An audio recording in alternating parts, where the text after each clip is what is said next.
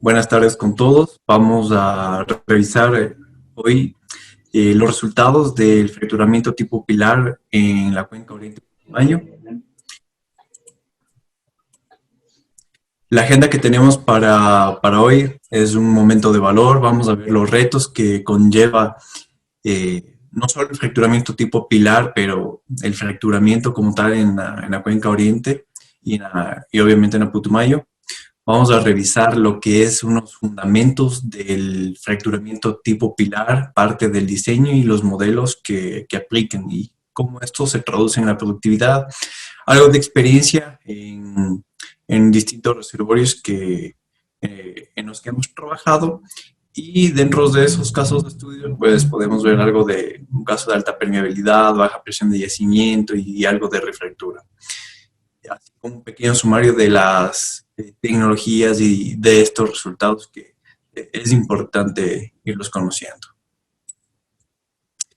Como parte de la presentación, en cada reunión que realizamos en Halliburton siempre tenemos un momento de seguridad. Este viene atado a que todos los empleados de Halliburton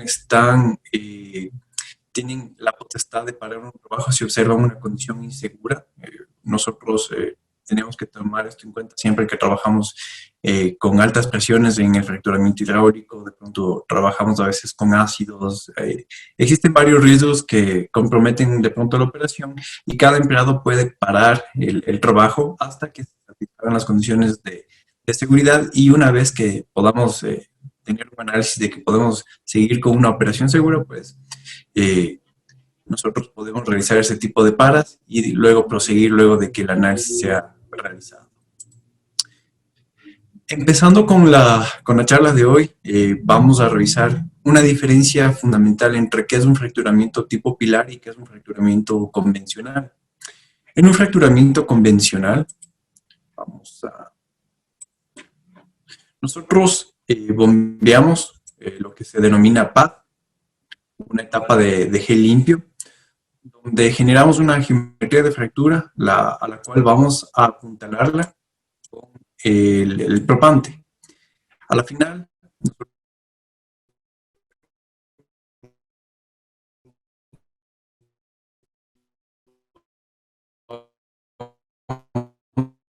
vamos a tener una geometría de fractura incrementarse por el flujo a través de esta fractura. Cuando nosotros trabajamos, este es un ejemplo de pronto de un reservorio de alta permeabilidad, trabajamos con un diseño llamado tipo tube screen out. Fractura. Esta es una operación típica en alta permeabilidad. Si nosotros pasamos esto a lo que conlleva un fracturamiento tipo pilar, la diferencia radica en que vamos a generar pulsos de apuntalante. Pulso de apuntalante, si se quiere, sucio, espacio limpio, sucio, limpio. Y lo vamos a ir realizando progresivamente hasta llegar a la concentración de apuntalante de diseño. Algo importante, no es solo el bombeo del apuntalante en pulso, sino que conlleva también el bombeo de aditivos en pulsos, como vemos acá. Entonces, cada pulso limpio o cada pulso sucio va a tener una concentración de aditivo junto con ella. Entonces, es una combinación, no únicamente en cómo se bombea, sino en la parte de diseño y cómo se aditiva, en este caso, los activadores y rompedores para lograr que los pilares sean estables. En este caso, la geometría de fractura que yo voy a tener es la que vemos acá en la parte inferior, donde de pronto tengo la misma geometría de fractura, si pensamos en términos generales, pero ahora tengo espacios de fractura apuntalada, fractura sin apuntalante con una mayor conductividad. Esa es parte del objetivo del fracturamiento tipo pilar. Nuevamente tengo otro pilar, un canal, otro pilar y otro canal. Hay que hacer de pronto esta aclaración porque en la literatura, cuando se revise la parte de cómo se denomina esta técnica, pues puede ser fractura pulsada, fractura tipo canal, fractura alternada de slugs de arena o fractura tipo pilar. Entonces, todos los términos están relacionados a la misma técnica, depende de cómo la compañía lo denomine, pero el principio es básicamente lo mismo. Un último punto que es importante es que al final, cuando se concluye la fractura, estos pilares deben permanecer estables, es decir, que el apuntalante debe quedar aglomerado. Para eso usamos agentes modificadores de superficie y eso va a permitir que el apuntalante quede pegado grano a grano y tengamos esa mejor conductividad.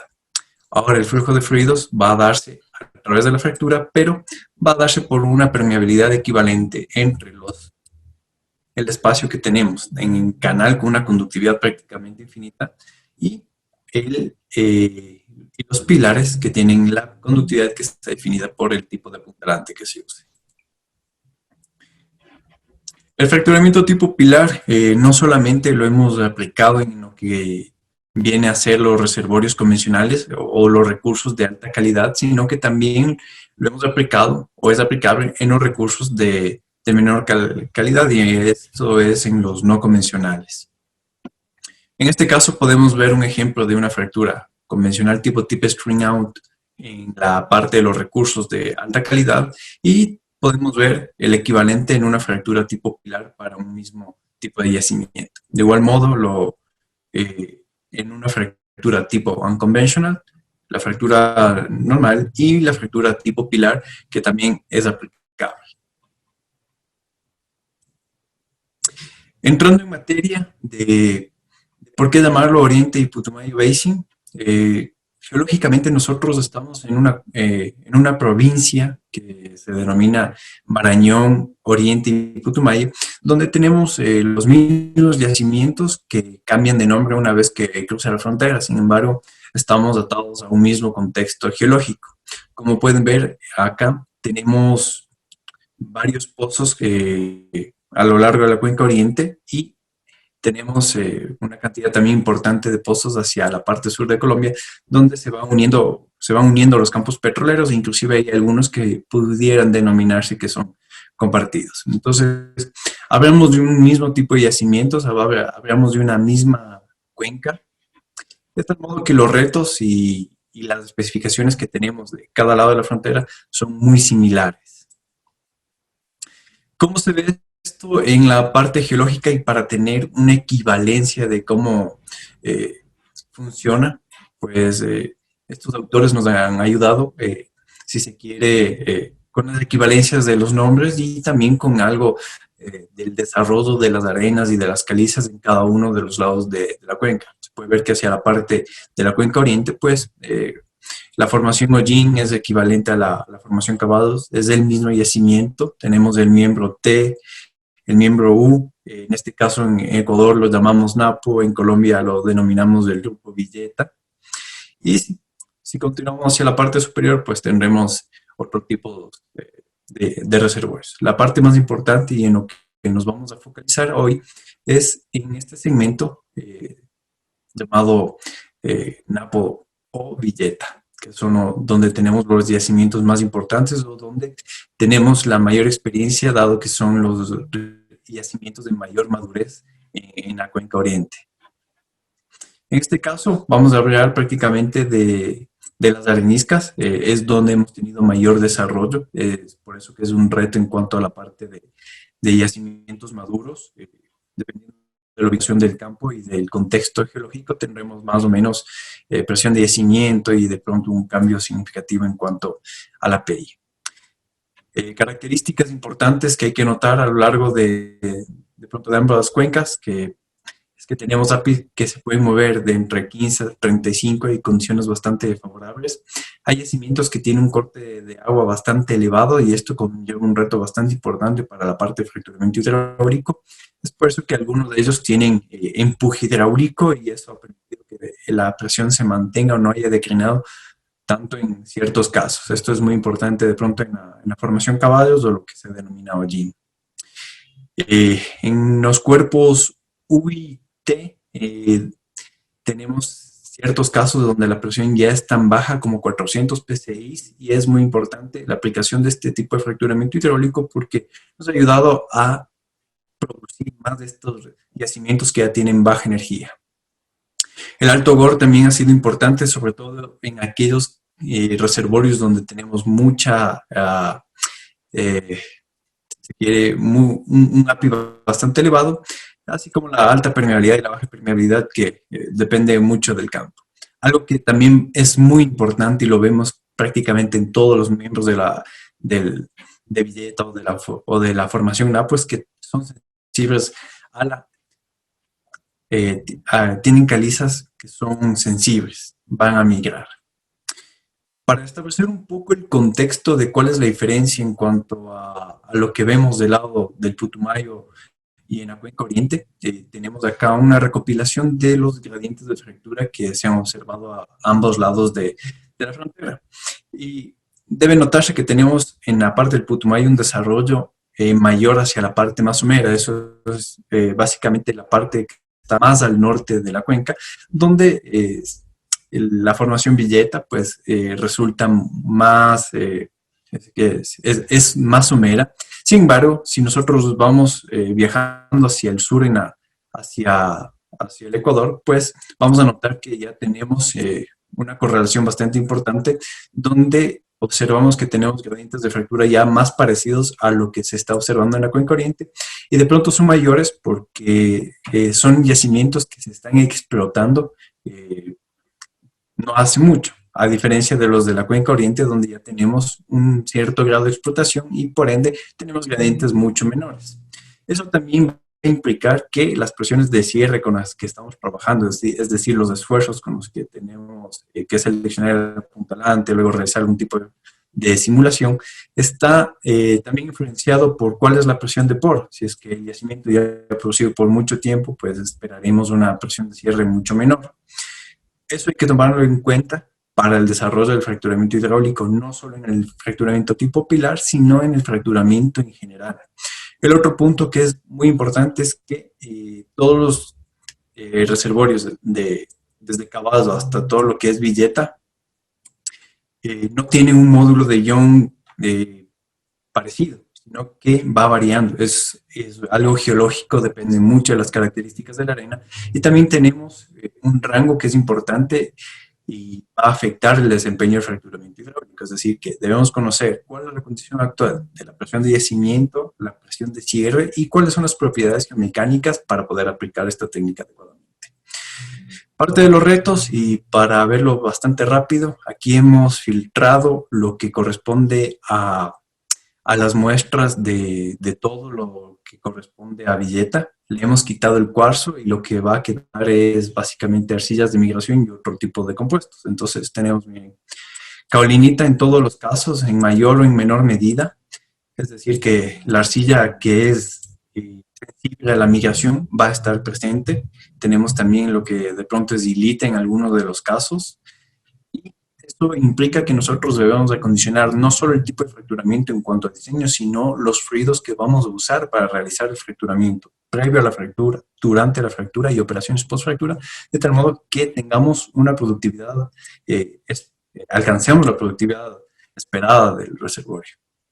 ¿Por qué llamarlo crudo pesado? Esto es una recopilación de la mayor cantidad de PVTs que pudimos obtener de acá, de la cuenca oriente. La gran mayoría se encuentra en el rango de heavy oil. Hay un par de muestras, mayoritariamente del miembro U de Villeta, donde podríamos estar en la parte de black oil, ¿no?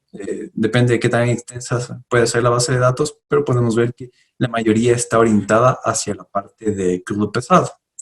Eso nos trae retos como la generación de emulsión, dependiendo de la cantidad de hierro que tengamos en el pozo y el tipo de crudo, pues esto va a ser un material que se va a presentar muy comúnmente en los yacimientos. ¿Por qué traerlo a colación?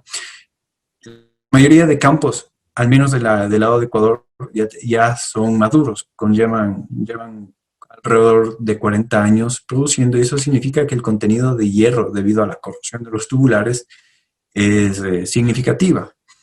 Eso más el tipo de crudo que lo estamos manejando en un ámbito general como pesado, pues significa que nosotros tengamos este tipo de emulsión. No es un sólido, es una pasta, es una emulsión sumamente dura que Si analizamos una muestra, pues por ejemplo esta muestra que se revisó tiene un tipo de óxido de escala mayoritariamente y el resto es hidrocarburo y se puede dispersar con, con una muestra de solventes orgánicos. Es decir, que tenemos un reto bastante importante en cuanto a cómo manejar las características ya de un yacimiento de crudos pesados, donde tenemos un campo algo más duro, no solo desde el punto de vista del reservorio, sino también del punto de vista de qué fluidos y cómo vamos a ir trabajando para mitigar esos riesgos. Otro punto importante, cuando nosotros trabajamos no solo en la fractura tipo pilar, sino en cualquier tipo de fractura, es que debemos tener una visión holística de qué es lo que vamos a realizar en cada pozo y entender de pronto a través de un ranking cuál es la productividad con la que nosotros vamos a esperar una vez que realizamos el tipo de fracturamiento hidráulico y cómo vamos a generar ese tipo de solución. Esto es tanto para una empresa de servicios o como para una operadora, pues se tiene un flujo muy similar donde definimos un caso de negocio es básicamente ver la rentabilidad de qué es lo que podemos obtener del pozo, establecer la logística necesaria para llegar a ese fin y hacer una ejecución que de pronto lo denominamos multi-PCL, pero que conlleva múltiples disciplinas. ¿Por qué? Veamos, siempre recordar las ecuaciones con las que trabajamos. Si nosotros trabajamos para generar un daño negativo a través del fracturamiento hidráulico, pero no trabajamos en todo el sistema, dejamos que el outflow no esté optimizado, no vaya de la mano, pues a pesar de tener un incremental en el índice de productividad, pues de pronto no vamos a lograr un mayor incremental porque no planificamos cuál va a ser el nuevo outflow. Entonces, el mensaje de este slide es que si bien nosotros trabajamos en el fracturamiento hidráulico para llegar a un mejor IP, también no hay que dejar de lado el trabajar en el outflow con la parte de levantamiento artificial, en qué presiones se van a manejar, con un análisis nodal completo para poder entender cuál es esa expectativa de producción. En cuanto al fracturamiento hidráulico y focalizando esto a la parte de productividad, si hacemos un ejercicio con la curva de 5 leyes de Maniego, podemos ver que si realizamos una fractura de pronto algo tímida, de baja conductividad, nosotros podemos mejorar el índice de productividad de un pozo que tiene daño y de pronto pasamos a una producción bastante buena. Pero ¿qué pasa si nosotros vamos pensando en que podemos ir incrementando esta conductividad? Podemos llevar el pozo a un daño menor, sino llevarlo a un daño negativo. Y si pensamos un poquito más allá, podemos llevar a cambiar el flujo, de flujo radial a un flujo lineal o bilineal, una geometría de fractura, donde nosotros podamos tener una mejor aportación del pozo. El objetivo del fracturamiento tipo pilar es llegar a ese fin. La idea de cómo llegar a ese fin es entender los fundamentos y es parte de lo que vamos a revisar hoy por hoy.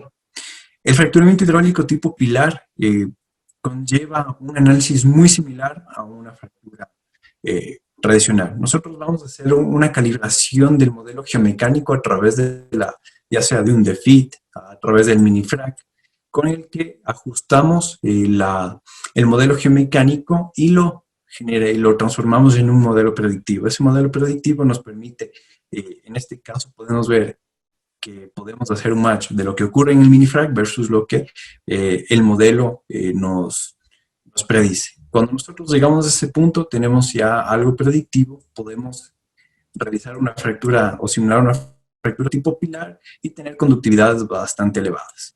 Al final, un resultado del fracturamiento hidráulico siempre debe reflejarse en productividad. El ciclo siempre cierra con cuánto tengo hoy y cuánto espero hacia el final de la producción del pozo. Y obviamente relacionando el índice de productividad con el outflow que yo voy a manejar. Una vez que tengo todo ese ciclo, pues puedo ir pensando un poco más en cuanto al desarrollo del fracturamiento hidráulico. Como parte del desarrollo de la tecnología, pensemos en la introducción en los yacimientos de alta permeabilidad. Nosotros trabajamos en lo que se llama tip screen out. Básicamente lo que quiere decir esto es que nosotros vamos a bombear una cantidad de gel que va a abrir la fractura Y una vez que acabamos la etapa de pad, vamos a bombear una cantidad de arena baja, a una baja concentración que va a restar la geometría de la fractura y luego vamos a incrementar esa concentración bastante rápido para generar un ancho mayor. ¿De dónde viene este criterio? Es algo sencillo. Vamos a tomar la relación de del Dimensionless Fracture Conductivity y lo que vamos a hacer es que si la conductividad de la fractura es igual a la conductividad adimensional de la fractura por la permeabilidad y la longitud de la fractura, podemos trabajar en esos dos lados de la ecuación y el punto es que si nosotros fijamos una permeabilidad de yacimiento que no podemos cambiarla, lo vamos a fijar para el ejercicio en 100 milidarcis,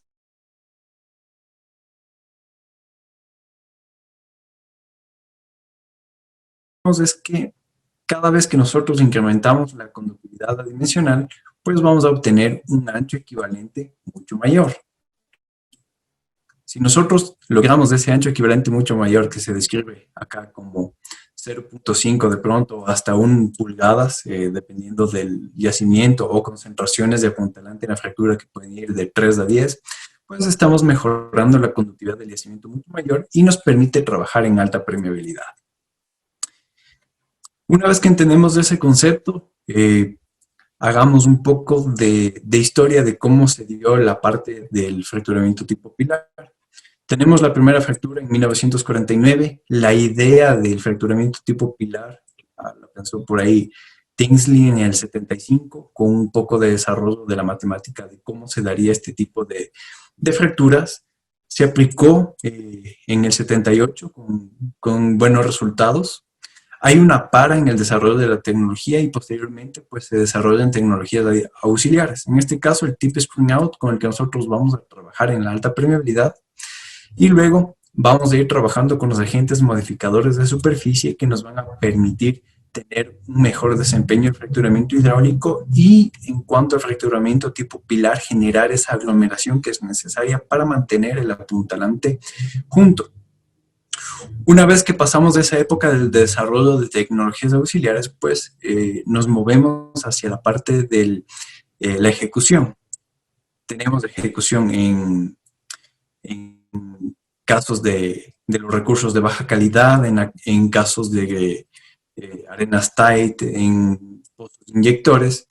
Y en ese sentido ya ha habido un desarrollo bastante amplio en cuanto a la tecnología. Es así que en el 2019 y hoy en el 2021 se introdujo ya la tecnología y existe ya una aplicación mucho más amplia de esta tecnología, sobre todo en lo que hemos observado que son campos maduros. Eso nos ha permitido tener mejores resultados, operaciones más seguras, con menos riesgo, y es parte de lo que obviamente vamos a poder compartirles. Parte del cómo esta técnica genera una mejor conductividad de fractura, pues va muy de cerca del desarrollo de la matemática de este tipo de modelos, ¿no? Esto es algo nuevo, si se quiere, algo más detallado. Tenemos 4 cuartos del pilar en cada uno de estos elementos. Este es de pronto un elemento finito de la fractura, donde generamos una permeabilidad equivalente. Esa permeabilidad equivalente va a depender de la distancia entre los pilares, del radio que existe entre cada uno, y se va a traducir en que esta permeabilidad equivalente va a afectar un daño, un ancho.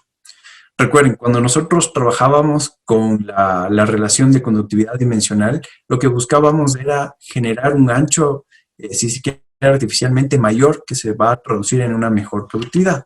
Aquí estamos generando ese ancho mayor a través de esta permeabilidad equivalente, que es una función del espacio vacío y de los pilares que cuenta la fractura.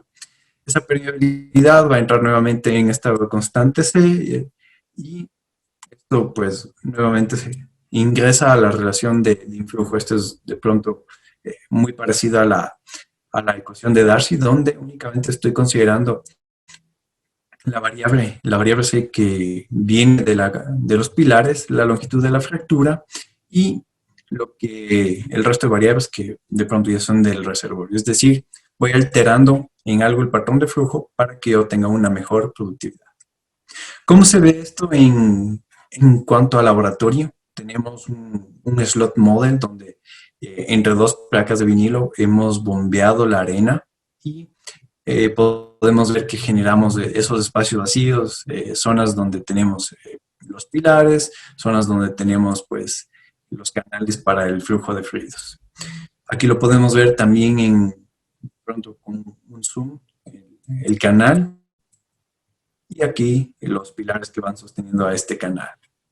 También se ha modelado esto con mecánica de fluidos computacionales y, como les comentaba, es importante también tomar en cuenta que no es solo el bombear la arena, sino cómo se bombean los aditivos. Aquí se hace una relación en cuanto a la diferencia de viscosidades entre el fluido limpio y el fluido sucio. Puede ver cómo va afectando la geometría de la fractura, es decir, es importante conocer ese tipo de características para tener un resultado óptimo. Para el fracturamiento tipo pilar, tenemos un flujo de trabajo que va a ser dependiente de la geomecánica, la selección de la puntalante, el diseño de la fractura y finalmente, pues, como les contaba, hay que entender cuánto puede producir el pozo si es que nosotros realizamos este tipo de fractura. Un chequeo bastante importante, la selección del candidato. Nosotros tenemos esta variable que nos permite definir a través del frame modulus cómo va a comportarse el pilar una vez que nosotros lo sometemos a este esfuerzo efectivo durante el evento de producción, variables geomecánicas. Tenemos estas regiones donde es viable y podemos, no es necesario realizar un overflush, o donde es viable y se puede realizar un overflush. Si no se hace este tipo de selección, pues lo que vamos a generar es un escenario aquí donde tenemos de pronto dos pilares y una fractura que se va cerrando mientras la distancia va incrementándose. O si tenemos una selección de candidato adecuada, pues podemos mantener el canal abierto como se ve en esta imagen. Los candidatos que hemos ejecutado hasta la fecha, pues todos han caído en la parte de viable. Es un chequeo geomecánico importante que hay que realizarlo para tener los resultados esperados. La selección del puntalante también es algo importante. Esto es de igual modo muy parecido a una fractura convencional. Si yo tengo un esfuerzo, en este caso del ejemplo 5000 PSI, puedo usar este apuntalante con una mayor conductividad, pero si yo estoy trabajando en un yacimiento de mayor presión y por lo tanto un esfuerzo de cierre mayor, pues ya el mismo apuntalante no me ofrece las mismas características y debo seleccionar uno diferente. Eso hay que tenerlo en cuenta porque la presión de cierre es una función que va a ir variando con el tiempo y va a ir variando con el tiempo dependiendo de la presión de poro, que depende a su vez de cuál es el nivel de explotación en el yacimiento. De igual modo, si nosotros trabajamos sobre esta variable de la conductividad de la fractura, pues podemos ir mejorando también la conductividad del pozo una vez que realizamos el tratamiento. ¿Cómo hemos modificado esto? En cuanto a una fractura tipo convencional, pues en rojo tenemos lo que sería un esquema de bombeo para una fractura tipo spring out, y en verde lo que corresponde al esquema de bombeo tipo pilar fracturing. Hacia el final tenemos una etapa de enlace o tailing, donde nosotros vamos a generar esa comunicación de la fractura con el yacimiento y tenemos la mejor conductividad en la cercanía del pozo. La idea es que generemos la fractura lo más conductiva posible. Este es un caso de cómo lo hemos realizado, si se quiere, hacia finales del año pasado, donde combinamos las dos técnicas, el tip spring out y el fracturamiento tipo pilar, para tener este tipo de respuesta. Nótese que llegamos a concentraciones muy cercanas a 12, 13 pPa, que es básicamente lo que muestra el paper de introducción del tip spring out. Y la idea es que un beneficio que tenemos a raíz del pilar fracturing es que el riesgo de arenamiento disminuye significativamente. Entonces podemos estimular los yacimientos sin mayores riesgos y todavía tener una fractura altamente conductiva. El otro punto importante, los agentes modificadores de superficie, va de la mano con que los granos de apuntalante se vayan pegando unos a otros para que los pilares sean estables y también mejore la conductividad del empaque de apuntalante.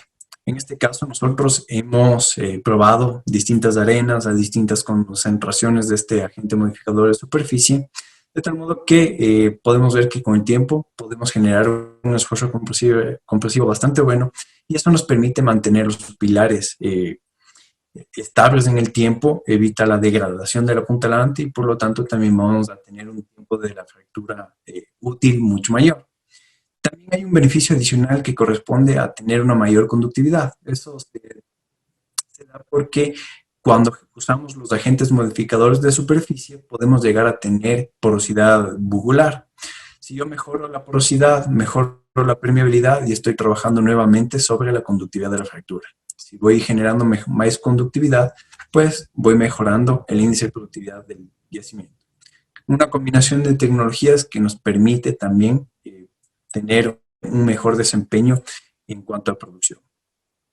Algo importante, entender cuál es la distribución de pilares que voy a tener dependiendo del tipo de roca con el que vamos a trabajar. Esto es, por ejemplo, un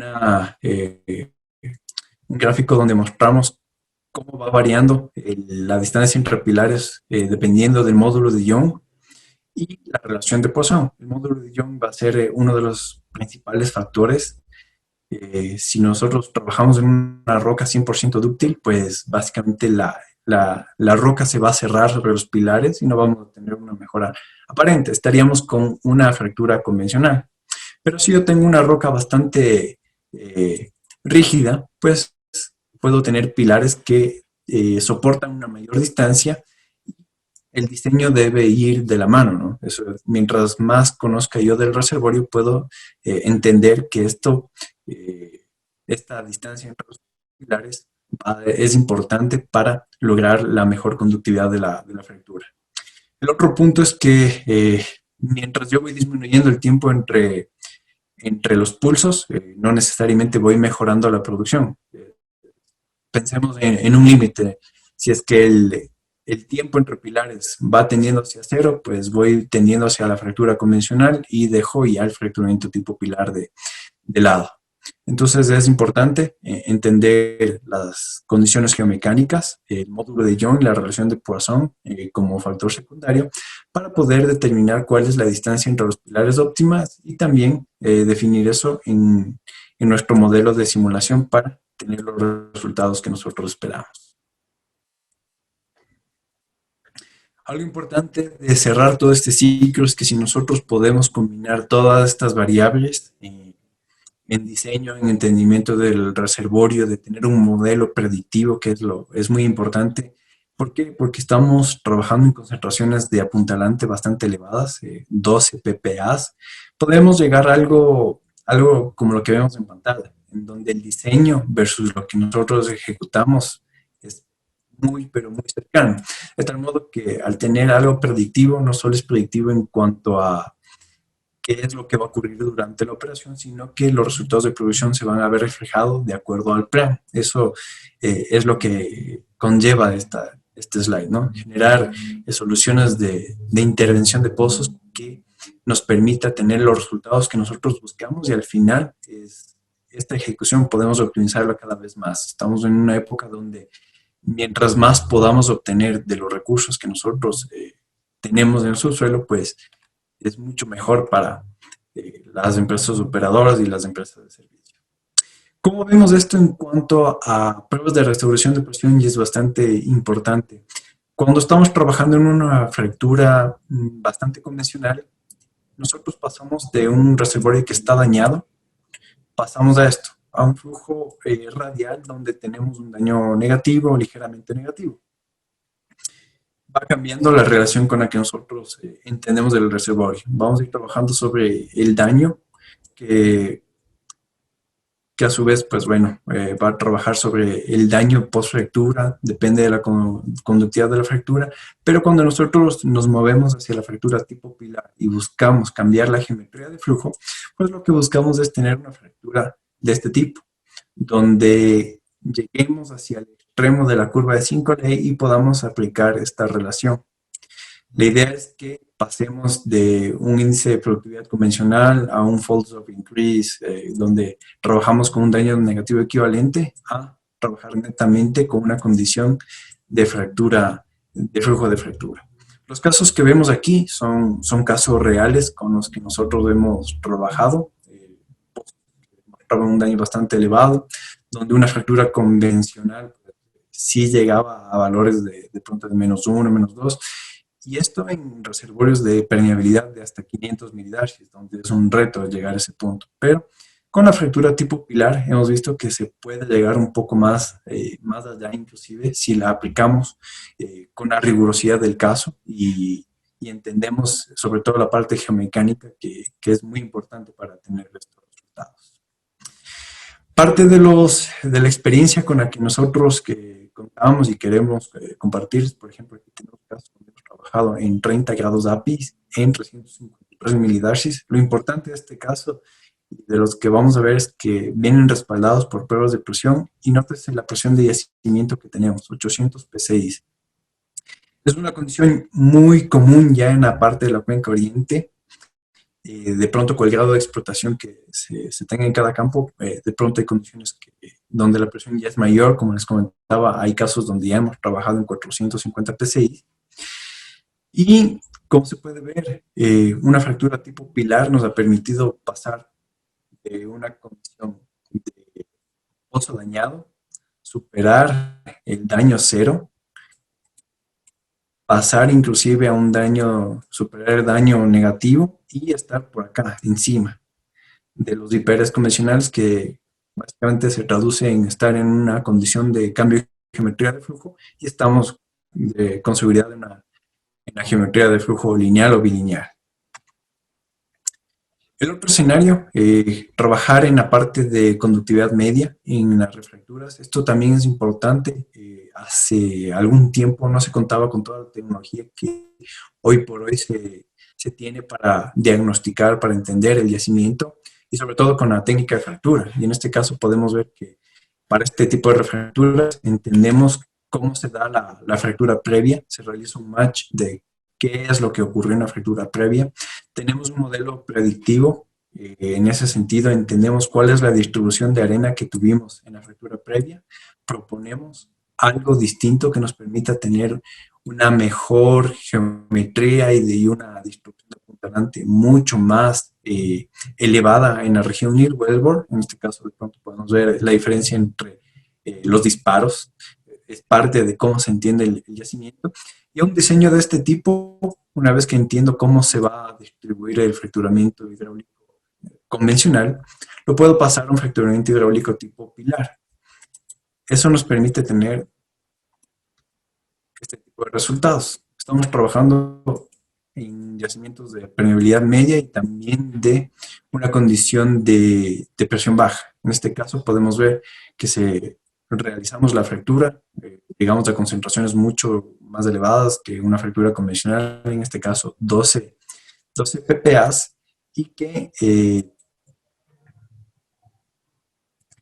que logramos también ese salto en cuanto a la parte de producción. En este caso, sin un PBU que nos permite establecer cuál es la condición de daño cero, pues en este caso únicamente contamos con las pruebas de producción que se ve el salto donde pasamos de pronto 300 barriles a un poco más de 800, casi 900 barriles. Todo eso en un escenario de refractura, es decir, podemos traer a la vida pozos que ya fueron fracturados y que todavía tienen ese potencial remanente a través de este tipo de técnicas. Otro caso importante, y este es de Putumayo, donde también ya existe la aplicación de la fractura tipilar realizado en la formación Villeta, en este caso, en un caso, en la A-Limestone, que es una caliza que también está presente en Ecuador, donde también ha tenido cierto grado de desarrollo, y podemos ver que es una aplicación, en este caso, un poco más relacionada hacia el recurso de menor permeabilidad, pero que también muestra que podemos tener un potencial importante en este tipo de yacimientos. La idea de todo esto es que podamos desarrollar no solo los reservorios convencionales o areniscas a través del fracturamiento tipo pilar, sino que abramos las puertas a desarrollar varios yacimientos que están presentes en ambos lados de la cuenca y que es importante traerlos a producción, convertir sus recursos en reservas a través del fracturamiento hidráulico. Parte de los retos, como les comentaba, no solo es el trabajar en el fracturamiento hidráulico, no es solo entender el yacimiento, la geomecánica, el diseño, la ejecución de la fractura, sino que también los fluidos es algo sumamente importante. Vimos que tenemos una condición a generar lo que se denomina sludge, debido al contenido de hierro elevado, dependiendo de la antigüedad de los tubulares, la tendencia de corrosión del agua de formación. Tenemos finos de migración que están presentes en todos los miembros de la formación Villeta y que si no lo controlamos adecuadamente, pues vamos a tener un daño post-fractura, ¿sí? Es parte del reto y este challenge es algo importante, sobre todo en lo que viene a ser este 2020-2021, donde tenemos cursos, pero entregar mejores resultados. Entonces, si entendemos estos retos, pues por ejemplo nosotros hemos trabajado en trabajar con aditivos únicamente líquidos, donde nos ha permitido tener operaciones que garanticen que tengamos una permeabilidad, un retorno de permeabilidad bastante bueno a través del uso de esos aditivos, en los fluidos de control, en el fluido que es base para el gel de fractura, y que podamos entender que si usamos todos estos aditivos también, no solo tengamos un control bastante bueno de lo que se bombea en el pozo, sino que entendamos cómo va a afectar a nuestro gel de fractura. En este caso teníamos pruebas de considero variable de nuestro gel de fractura y en este caso hemos logrado equiparar el mismo desempeño que usábamos con el fluido base borato que usábamos anteriormente, pero ya aditivado con este tipo de elementos que nos permite tener un mejor desempeño, reducir el daño post fractura. Todo esto lo hemos usado en las condiciones que hemos visto de API bastante diverso, de arcillas de migración presentes en el yacimiento y que también en el caso de Ecuador ya no hemos requerido realizar una evaluación post-fractura. La mayoría de pozos se fracturan y se completan con la bomba electrosumergible siempre y cuando tengamos ese entendimiento adecuado del yacimiento y podamos ser predictivos en cuanto a qué es lo que va a ocurrir en el salto de vaya de la mano para tener el mejor desempeño posible. Finalmente, si hacemos un summary de todo lo que hemos logrado acá en Ecuador, al cierre de la presentación hemos logrado ya un incremental de producción de 2.400 barriles a través del fracturamiento tipo pilar. No hemos tenido eventos de spring out a pesar de haber trabajado con concentraciones de entre 10 hasta 13 ppa. El equivalente en reducción de apuntalante llega hasta el 43%, obviamente dependiendo del tipo de fractura. Sin embargo, cuando hacemos el balance entre la fractura convencional y la fractura tipo pilar, básicamente es una relación que va en ese promedio, ¿no? Y que en todos los casos hemos logrado superar la barrera del 1.6, que si bien es un ideal teórico, eh, como vimos, si mejoramos la conductividad, trabajamos con un daño equivalente, un ancho equivalente mayor y podemos tener una conductividad de fractura más elevada que al final se traduce en un índice de productividad mucho mayor. Históricamente, este fue nuestro primer trabajo de conductor frac, donde logramos una conductividad de 2.2. Y como vimos, esta es la curva de 5 ley. Conforme avanzamos en el tiempo, pues nos hemos procurado tener una ejecución mucho más eficiente sin llegar al punto asintótico, ¿no? Siempre presionar los límites de entregar lo mejor de la fractura hidráulica a través del entendimiento y la caracterización adecuada del yacimiento y sobre todo también de entender qué es lo que necesita el yacimiento con la parte de la geomecánica y los fluidos que vamos a usar en el trabajo de fractura tipo pilar. Eso sería todo en cuanto a la presentación. Estoy abierto a sus preguntas y les dejo acá mis datos de contacto si por ahí existe alguna duda adicional que no podamos solventarla durante esta sesión.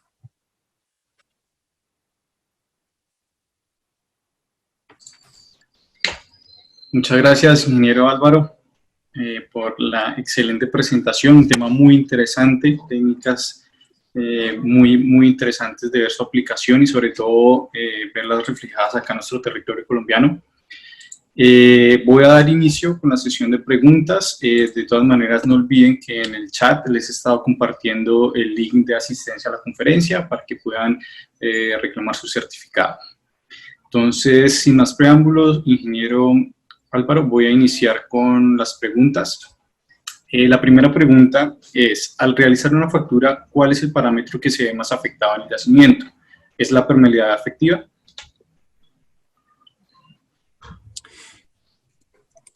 Sí, la permeabilidad es uno de los factores más importantes. Recuerden que hemos hablado mucho del tip string out, donde nosotros trabajamos en el rango de permeabilidad elevada. Pero no es lo mismo trabajar de pronto en 100 milidarcies que en 1 milidarcy. Si yo busco, pongámonos un objetivo de tener 200 barriles de producción de ese tipo de una fractura, pues para los 100 milidarcies considerada como una fractura pequeña, tipo tip string out, puedo obtenerlos, pero para una fractura de pronto de 1 milidarcy, yo ya debo diseñar algo de un volumen mucho mayor, ¿no? Y en el caso de la baja permeabilidad, pues con seguridad de pronto el ahorro que puedo obtener con una fractura tipo pilar, pues me va a permitir tener un diseño algo más óptimo, ¿no? Siempre hay que recordar que hay una limitante física y no en todos los casos podemos tener el 43% de ahorro. Es algo que depende mucho del diseño. Perfecto, ingeniero. Continúo con la siguiente pregunta. Luis Acosta nos pregunta, ¿cómo se hace el cálculo de la distancia crítica entre pilares para que las secciones de la fractura sin propante no colapsen? Básicamente es una relación entre módulo de Young, relación de Poisson y la presión de cierre. La relación como tal, pueden encontrarla, hay un paper de Meyer donde básicamente es la distancia entre dos puntos y cómo se va a deformar la placa entre esos dos puntos. Si la deformación excede el punto crítico donde estas dos placas se contactan, pues no, la distancia es muy larga. Si la voy acortando, pues la deformación es menor y los dos pilares bueno, el pilar se va a mantener estable. Eh, en algún punto podemos por ahí buscar la fórmula y compartirlas. Perfecto, ingeniero, muchas gracias. Fidel Juárez nos pregunta, ¿existe diferencia significativa en los volúmenes de apuntalante utilizados entre las fracturas tipo screen out y pilar? ¿Y representa algún beneficio en costos? Ok, dos puntos de vista. Tengo el punto de vista donde yo puedo realizar una fractura altamente conductiva con un volumen de apuntalante dado y la fractura tipo pilar de pronto me da alrededor de 50.000 libras de apuntalante. Si yo comparo cuál sería el equivalente al realizarlo con una fractura tipo convencional, pudiera ser alrededor de 80.000 libras. Eh, Tenemos una experiencia donde trabajamos con un cliente y realizamos fracturas de alrededor de 80.000, 100.000 libras. Como llegó la caída del precio del crudo, pues la solicitud fue realizar un diseño optimizado. La respuesta fue el pilar fracturing y se realizaron fracturas de alrededor de 40.000, 50.000 libras para de productividad. El foco de esa operación fue productividad. Hay otros casos donde muchos managers de pronto buscan ahorrar costos. Entonces presiona para disminuir el volumen de apuntalante. Entonces, si yo trabajo con una fractura de pronto ya de 50.000 libras y la aplico tipo pillar fracturing y busco realizar una reducción del 43% de apuntalante, de acuerdo a lo que de verdad la teoría, no necesariamente voy a lograr la productividad que estaba buscando. Entonces, puedo ejecutar algo menor, de pronto va a ser parecido en productividad, pero no necesariamente es lo que estoy buscando. Hay esas dos caras de la moneda, donde quiero tener una mejor productividad y la otra donde netamente busco disminuir la cantidad de apuntalante. Depende mucho de la parte económica, pero tenemos los dos lados de la moneda para trabajar. Perfecto, ingeniero. Karina nos comenta en el chat, excelente presentación. La pregunta de Karina es, ¿existen especificaciones para la aplicación de fracturas en pilar refiriéndose a grado API, suponiendo además presiones bajas de reservorio? La aplicación de la tecnología es netamente geomecánica. Si pasamos el chequeo de selección de candidato, es aplicable. ¿Cómo abordar la parte de crudo pesado? Es básicamente entender si el crudo es tendiente a la emulsión, de usar un perflujo orgánico que permita que no se genere esa emulsión. Entonces, ya depende mucho de la característica del crudo. Y la aplicación de esta fractura en baja presión, pues ha sido la mayoría de los casos los hemos aplicado en baja presión, desde los 430 PSI en el rango más bajo hasta el punto 1700 en los campos que tenemos acá. Entonces, sí hemos tenido casos donde se combinan todas esas variables y hemos logrado generar una mejor productividad si entendemos cada uno de esos retos. Perfecto, ingeniero. David Ardila nos pregunta, teniendo en cuenta que las formaciones que se trataron con esta técnica tienen tendencias a migrar finos, ¿cómo se garantiza que ellos no migren y ocupen los canales entre pilares y dañen de esta manera el canal conductivo de la fractura? La fractura tipo pilar busca mejorar la producción, pero si nosotros buscamos combatir la migración de finos, algo que es propio del reservorio, hay que tratar los finos con estabilizadores de finos. Nosotros buscamos que todo lo que hablamos durante la presentación, que los geles con los que estamos trabajando, los fluidos que vamos a bombear al pozo, no generen una migración adicional. Pero si nosotros vemos que la declinación es bastante agresiva, nosotros lo vemos muy seguido en lo que corresponde a la formación caballos, hay que hacer un tratamiento de estabilización de finos. Nuevamente, hay que hacer un balance económico. Muchos clientes optan por disolver los finos a través de estimulaciones ácidas periódicas, a pesar de que el pozo de pronto ya fue fracturado, y de ese modo comenzar a restaurar la producción con el tiempo. Otros buscan tener tiempos de intervención más prolongados y por eso usan estabilizadores de finos, tratamiento de estabilizadores de finos en sus trabajos. Entonces, depende mucho de pronto de la economía. Un tratamiento de estimulación de estabilización de finos también conlleva una inversión adicional, por lo tanto también es economía. Se puede realizar, pero depende mucho de los números. Muchas gracias, ingeniero. Álvaro Humberto nos pregunta, con respecto a los finos, ¿qué tipo de minerales arcillosos son los predominantes? ¿Se hinchan o se caen? Los finos de migración son los predominantes. Están prácticamente todos los miembros de lo que correspondería a billete y acabados. Es uno de los problemas principales.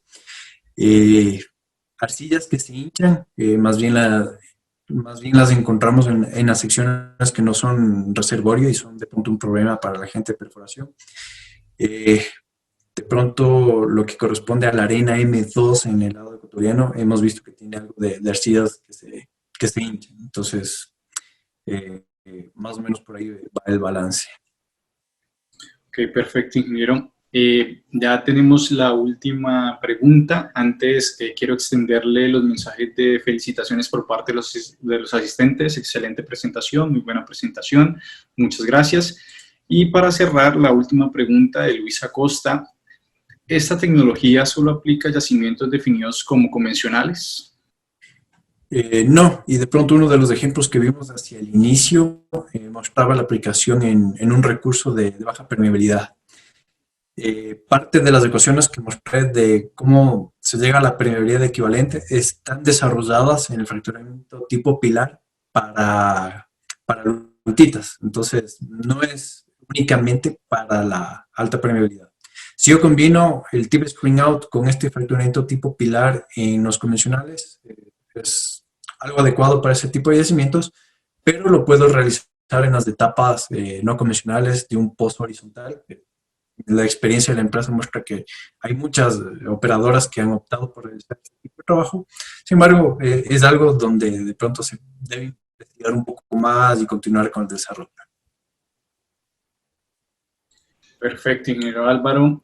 Ya con esta pregunta damos cierre a la sesión destinada para las mismas. Agradecerle de antemano por parte de los asistentes, igualmente me uno al mensaje de felicitación por parte de ellos y a través de SPI Colombia Ingeniero agradecerle por la disponibilidad de tiempo, por compartir sus aportaciones en la industria con toda la comunidad de SPI Colombian Section. Es para nosotros muy gratificante tener nuestros vecinos viendo cómo han venido desarrollando estas nuevas técnicas en la industria de la ingeniería de petróleos. Finalmente, les recuerdo a los asistentes, no olviden diligenciar el formulario de asistencia para emitir su certificado de participación en la conferencia. Y finalmente, ingeniero Álvaro, muchísimas gracias. Las puertas de SPI Colombia Section siempre abiertas para la divulgación del conocimiento. Esperamos tenerlo en una próxima ocasión, en otro de nuestros programas de SPI. Y a todos los asistentes, una feliz noche. Muchas gracias por asistir a esta primera conferencia del año de nuestro programa SPI Technical Thursday. Ingeniero Álvaro, muchísimas gracias. A ustedes, muchas gracias. Siempre es un gusto. Bueno, una feliz noche para usted, ingeniero, y para todos. Muy amables. Buena noche.